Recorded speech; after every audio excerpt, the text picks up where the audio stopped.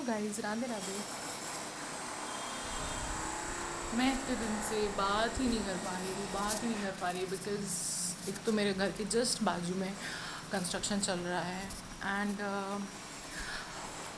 मेरी तबीयत on end of हो रही है, प्लस मेरी लाइफ ट्रैक पे आ ही नहीं रही है क्योंकि मैं जगल कर रही हूँ between searching job, trying to pursue acting as a career, trying to find myself a guy for marriage and सबके साथ रह चीज़ के मैं अपने घर में रहती हूँ तो मतलब सब सुविधा है घर पे मेरी, but it's like when you are at home, parents, family, relatives सब आते जाते रहते हैं तो चीज़ें कभी कभी it takes a toll on your mind, but that's okay. तो अभी जस्ट मेरा बर्थडे निकला है and yeah this birthday I was like, पता नहीं यार, सब बोल रहे थे क्या करोगी, पार्टी करोगी, ये करोगी, वो करोगी, यहाँ चलेंगे, ऐसा करना, मंदिर चले जाना, ही करना। मैं सच बताऊँ, इस बर्थडे मेरा मन था ही नहीं कि मैं कुछ करूँ, मतलब कुछ भी एक्टिविटी ऐसी एक्स्ट्रॉर्डनरी। मतलब मेरा मन बस ये था कि मैं अपने साथ अकेले बैठूँ, शांत बैठूँ, जिस भगवान ने, जिस ईश्वर ने मुझे ये जन्म दिया है उनका ध्यान करूँ एंड बस थैंकफुल हूँ उनके लिए कि भगवान आपने पता नहीं मेरे लिए जो भी सोचा होगा बेस्ट होगा। शायद मैं देख नहीं पा रही हूँ, मैं समझ नहीं पा रही हूँ चीज़ों को, और मतलब अच्छी health, mental peace, mummy papa की खुशी, सब मतलब मुझे बस बेसिक चीज़ें चाहिए थी इस बर्थडे पे, और वो भी मैं किसी से शेयर नहीं करना चाह रही थी। बट हाँ, मेरी नानी जी हैं, वो 81 ईयर्स की हैं, वो आई, she came on my birthday and उनके जो मेरे मामा के बच्चे हैं वो भी आए, मिठाई विठाई लेके आए थे, फिर कुछ मौसी लोगों के फ़ोन आ गए, दीदी का फ़ोन आ गया, बस दैट्स इट। और मैं सच बताऊँ, मैंने ना एक चीज़ करके रखी है, मतलब सोशल मीडिया कहीं भी मैंने ना अपने बर्थडे के नोटिफिकेशन ऑन करके नहीं रखे। उसका एक रीज़न ये भी है कि मैं शुरू से एक फर्म बिलीवर हूँ कि आपको जो प्यार करता है ना वो आपको याद रखेगा, ठीक है। और रहे हैं मेरी ज़िंदगी में ऐसे लोग, आई थिंक जिसको आपको याद रख के बर्थडे विश करना है, वो करेगा ही करेगा आपको। और दूसरी चीज़, मतलब there is no point, right? आपके बर्थडे पे 100 नोटिफिकेशन आ रहे हैं, उन्होंने नोटिफिकेशन देख के आपको एक मैसेज कर दिया any time of the day, आप दिन भर लगे हुए हो उनको रिप्लाई करने में, इट्स लाइक अ टास्क। मेरे को ना वो सब नहीं करना, मैं बहुत टाइम से बंद करके रखी हूँ। So this was my birthday story. मैं बहुत जल्दी से ना आपको एक छोटी सी चीज़ बताना चाहती हूँ कि see I am at a stage of life, I am 30+, ठीक है।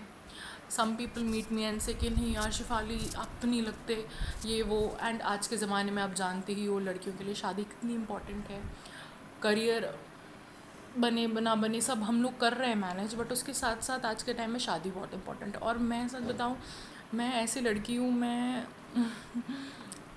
ऐसे ही शादी नहीं कर सकती। मतलब पहली चीज़ तो है, मैं ब्राह्मण, तो मुझे खाने पीने वाला, नॉन वेज, ड्रिंकिंग, स्मोकिंग, ये सारे नशेबाजी सब से दूर वाला लड़का चाहिए। दूसरी चीज़ यार, मैं आज के तारीख में शायद वो पुराने वाला प्यार देख रही हूँ, सब ये डायलॉग बोलते हैं, मुझे पता है, बट मैं सिर्फ बोलने के लिए नहीं बोल रही हूँ। मैं अरेंज मैरिज में मेरे इतने गंदे एक्सपीरियंसेस हो चुके हैं, लोग लिटरली आपसे बस बात करने के लिए बात करते हैं, हेलो हाय कैसे हो आप, यार बहुत अच्छे लग रहे थे, बात करनी है आपसे, ये वो, घंटों व्हाट्सएप पे चैटिंग करते रहेंगे। मतलब उनको ये भी समझ नहीं है कि तुम literally, it is like stalking a person, उसका नंबर लो और उससे बात चालू कर दो। आप ऐसे बात करते हो किसी से? हम रियल लाइफ में कभी भी नहीं करते, जस्ट बिकॉज हम मैरिज के पर्पज़ से एक प्लेटफॉर्म पे मिलते हैं और लोग आपका उसी चीज़ का फ़ायदा उठा के बस आपसे चैटिंग चालू कर देते हैं और आप सोचते हो कि हाँ यार ये इंसान मुझ में इंटरेस्टेड है। मैं सच बताऊँ, this is literally the biggest scam which is happen to our generation. या तो हमें वो पुराना वाला सिस्टम सही था जो हमारे मम्मी पापा लोग करते थे, बढ़िया पापा लोग ढूंढते हैं लड़का, एक दो मीट होती, जो भी डिस्कशन हो रहे हैं बहुत अच्छा है, एंड देन उसके बाद एक आध मीट में पेरेंट्स डिस्कस करके फाइनल कर देते और फिर निभाओ भैया ज़िंदगी भर। हाँ, हर केस की नहीं कह रही हूँ मैं, डाउरी और ये मारना पीटना, वायलेंसेस, ये सारी चीज़ें नहीं, but I am talking about things which are like अच्छी मैरिजेस चल रही हैं जहाँ पे। ठीक है, मैं थोड़ा थक गई, मैं बैठ के बात करती हूँ आपसे। ठीक है, अब मैं मेन पॉइंट पे आती हूँ, अबाउट माई लाइफ। और keep this, I don't know the angle कैसा है इसका यार, खड़ों की बात करूँ क्या मैं? यार मैं ना इतनी वो हो गई हूँ clumsy, I don't want you to feel like, but मैं आपको ऐसा भी फील नहीं कराना चाहती कि I am just talking because I want to make a blog. ठीक है, this is for all the people who are basically searching for a good partner in the life, और जो कहीं ना कहीं किसी परिस्थिति से जूझ रहे हैं ज़िंदगी में। ठीक है, ये उन लोगों के लिए है। तो मैं आपको बस एक छोटी सी चीज़ बताना चाहूँगी कि why I feel that you should always trust the super power. आप जिस भी ईष्ट को मानते हो, शिव जी, हनुमान जी, राम जी, श्री जी, श्री राधा कृष्ण, कोई भी, ठीक है, कोई एक को। और ये बात ना एक ओवर द टाइम पीरियड समझ में आई है मुझे। अब इस स्टोरी का जो टैगलाइन है उससे मैं आपको बताती हूँ कि कैसे ये चीज़ कनेक्टेड है। मैं ना जब छोटी थी, very small, like I was around 4-5 years, तो मुझे बोलने, खड़े होने, ये सब समझ में आता था, बोलना आता था, कौन क्या कह रहा है क्या समझ में आता था। सो आई वॉज़ वेरी स्मॉल। मैं चांदी की पायल और ये सब पहन के खड़ी हुई थी, एंड सामने घर के पहले टेंट लगा के शादियाँ होती थी, तो हम लोग खड़े थे। तो मेरी बड़ी बहन है, वो भी मुझसे 2 साल ही बड़ी है, ज़्यादा बड़ी नहीं है, एंड शी वॉज़ लाइक अंदर बैठी थी और वो पिक्चर विक्चर देख रही होंगी। छोटे ही थे हम दोनों बहनें, और बस वी वर 2 सिस्टर्स। एंड मेरी मम्मी, हम लोग उस टाइम रेंट के कमरे में रहते थे, तो मेरी मम्मी अंदर सब्जी वब्जी चलाने गई, और मेरी मम्मी ने मेरी दीदी को बोला कि छोटी बहन तुम्हारी बाहर खड़े होके देख रही है, उसको देखे रहना एक नज़र। सो माई सिस्टर वॉज लाइक, अब यार तुम 6-7 साल की बच्ची, मतलब क्या ही नज़र रखेगी। बट मामा वॉज लाइक कि मैं सब्जी चला के आऊँगी, क्या ही हो जाएगा। उतने में क्या हुआ, you won't trust, I was literally गायब। मम्मी बाहर आई, मैं बाहर मिली ही नहीं उनको। एंड शी वॉज़ लाइक कि शायद बाजू वाली एक अम्मा रहती थी, हम लोग उनको अम्मा बोलते थे, वो बहुत बूढ़ी थी। मम्मी को लगा उन क्या खेलने जाती, शायद वहाँ चली गई होगी। वहाँ जाके देखा, वहाँ भी नहीं थी मैं। अब शी स्टार्ट पैनिकिंग, क्योंकि सामने भीड़, शादी का माहौल, शाम का समय। एंड मेरे पापा ना उस टाइम ट्रैवल करते थे for job, because he was working in government organization, तो उनको कभी कभी अप डाउन करना पड़ता था एक लोकेशन से दूसरी। तो वो रात में आते थे 12 बजे, 11 बजे, कभी 1 बजे आते थे। तो उस टाइम क्या हुआ फिर कि मेरी मम्मी एकदम से पैनिक कर गई। उन्होंने क्या किया, मेरी दीदी को उन्हीं अम्मा के यहाँ छोड़ा, घर पे लगाया ताला, और बिना चप्पल पहने नंगे पाँव दौड़ गई मेरी नानी के यहाँ। अब वो जब वहाँ गई तो मेरी नानी का घर, मतलब मेरे घर से अगर आप दौड़ के 5-10 मिनट लगेंगे, 5 मिनट 6 मिनट। तो मेरे नाना कहते यहाँ क्यों आएगी खेलती हुई, वो वहीं कहीं होगी, ढूंढो उसको। मेरी मम्मी आधा घंटे तक नंगे पाँव पूरी रोड पे एक एक जगह देखते देखते कि मेरी बच्ची, आप लिए हो, मेरी बच्ची को देखा, बच्ची। अब उनके पास फ़ोटो वोटो कुछ नहीं, उस ज़माने में कहाँ फ़ोटो वोटो यार। तो शी वॉज़ लिटरली लाइक, और प्लस शी वॉज़ लाइक, कितने साल की होंगी मेरी मम्मी, 25-26, मतलब मेरी मम्मी की जब शादी हुई थी तो शी वॉज़ 21-22, तो हम लोग 2-4 साल में ही हो गए थे, मैं और मेरी बहन। तो उस टाइम क्या हुआ, she was like panicking, and suddenly क्या हुआ कि एकदम से वो, उन्होंने देखा कि एक आदमी ना, ऐसे गली होती है ऐसे और फिर ऐसे, तो वो जस्ट ऐसे मुड़ने वाला था। एंड एकदम से ना मेरी मम्मी की नज़र पड़ी, मतलब उनको मेरा पैर दिख गया शायद।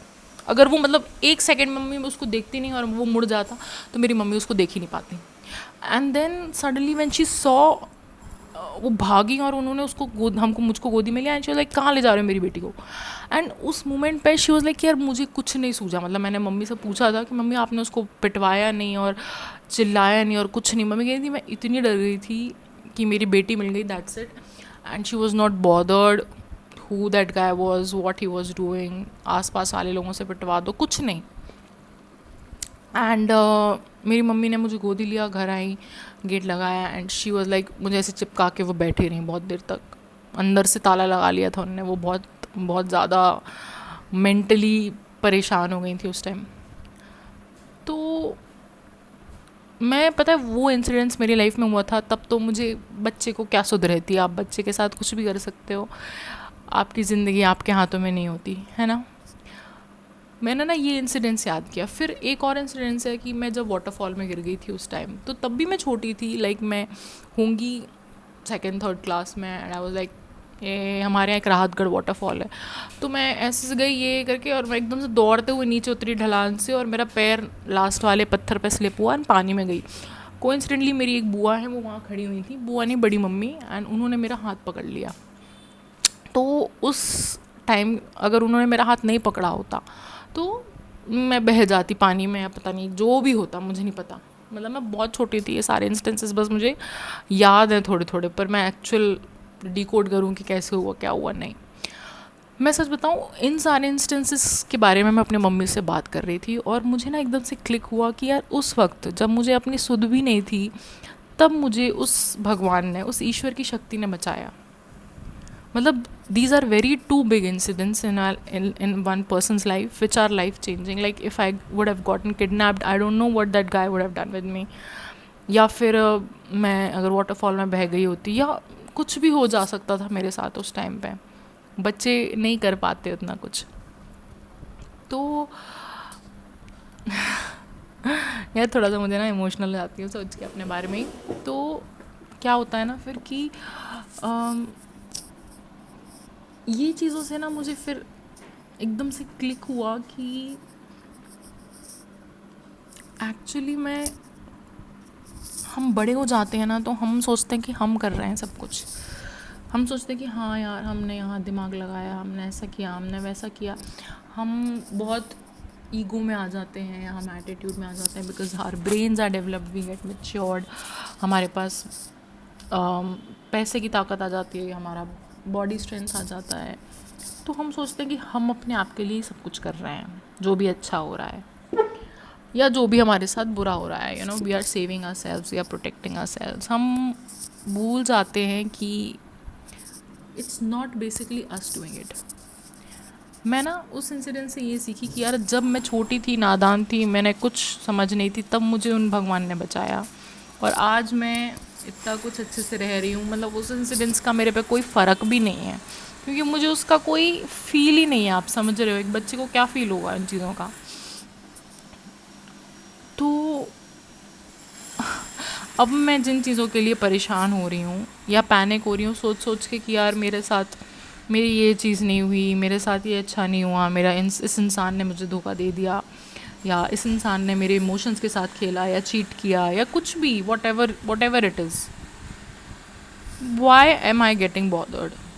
मैं ये देखती हूँ कि यार I should take it as a blessing in my life, क्योंकि मुझे भगवान ने उन चीज़ों से बचा लिया जिस तरह उन्होंने तब बचाया था जब मैं सक्षम भी नहीं थी इस चीज़ को समझने के लिए कि I need to protect my self. और वो चीज़ मेरी ज़िंदगी से हो के चली भी गई, और मैंने उस पर कभी सोचा भी नहीं कि यार मेरे साथ ऐसा हो गया था, क्यों हुआ, you know, someone should be, उसको उस आदमी को सज़ा भी नहीं मिली। एंड मैं सच बताऊँ, मैं उस आदमी को देखती थी, ही वॉज अ प्यून, वो हम वहाँ तब भी काम कर रहा था।